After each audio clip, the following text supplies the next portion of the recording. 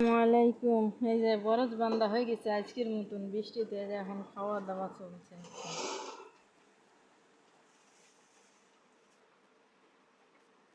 রান্না হয়েছে গরুর গোশ, ডাউল, আলু ভাজি, সিমাই।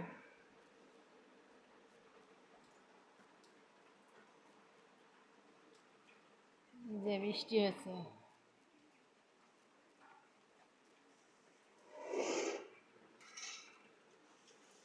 বাইরে হোক আর না হোক, মাটি ভিজুক আর না ভিজুক, আমারে উঠিন ভিজবে আগে।